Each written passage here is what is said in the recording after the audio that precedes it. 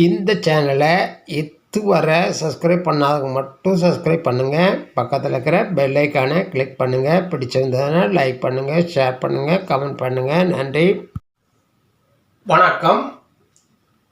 December மாத ராசி பலன்களை பார்க்கவிருக்கிறோம். இன்று நாம் பார்க்கவிருக்கின்ற ராசி மேசராசி.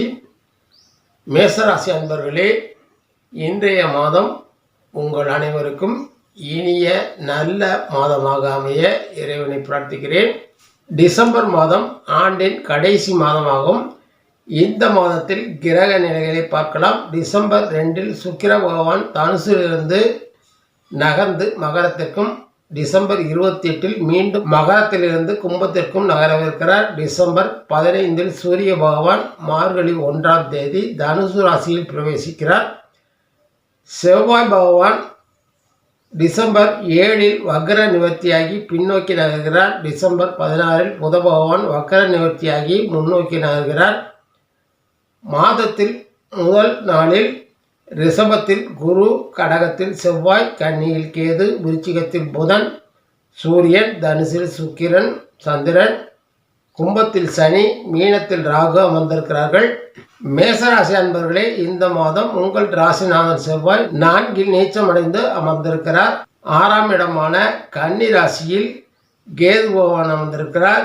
7ஆம் இடத்தில் விருச்சிக ராசியில் புதன் பகவானும் சூரிய பகவானும் அமர்ந்திருக்கிறார்கள். 9இல் தனுசில் சுக்கிரன், 11இல் சனி, 12இல் ராகு அமர்ந்திருக்கிறார்கள். உங்கள் நட்சத்திரங்கள் சந்திரன் தனுசு ராசியிலும், நீங்கள் சரியோ அல்லது தவறோ தாங்கள் சொந்த அறிவில் செயல்படுபவர்கள். நீங்கள் கோபமுடைய தன்மை கொண்டவர்கள்.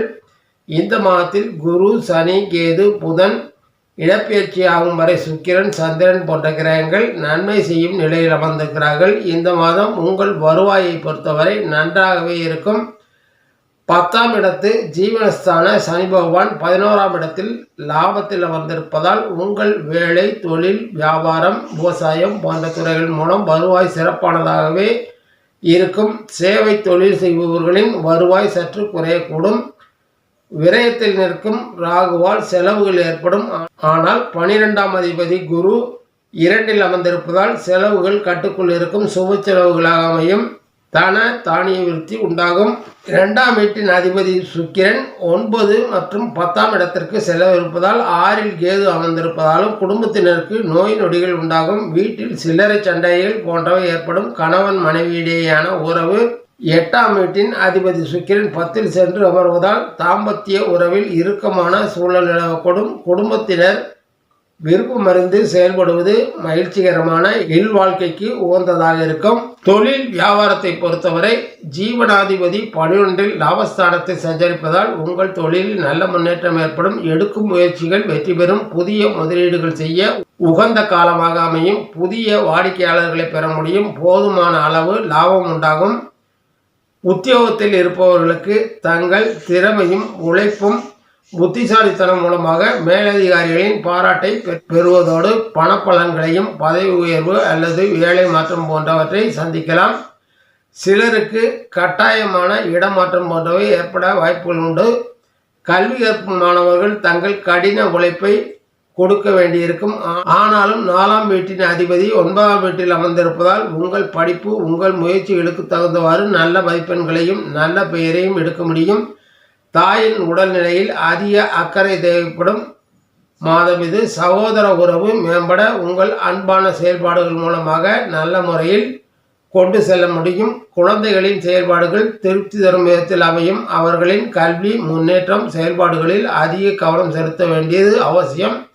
காதலன் காதலியிடையேயான உறவில் சிக்கல் வரலாம். ஒரு சிலருக்கு பிரேக்கப் கூட வரலாம்.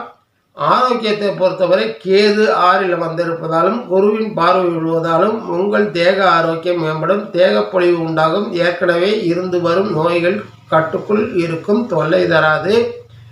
8இல் அமர்ந்திருக்கும் புதனால் நிம்மதியும் சுகமும் ஏற்படும்.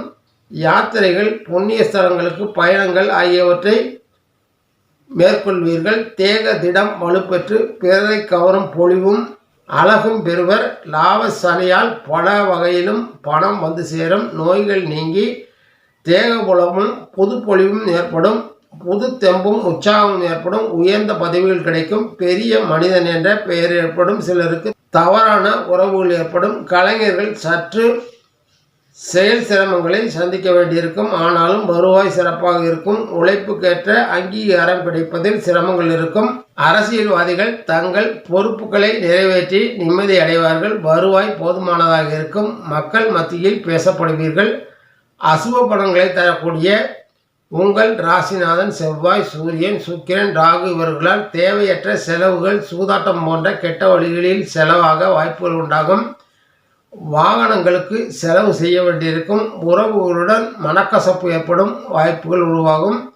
இடப்பெயர்ச்சியான பின் சூரியன் உங்கள் தந்தைக்கு நோய் நொடிகளை கொடுப்பார். உங்களுக்கு மருத்துவ செலவுகள் அதிகரிக்கும்.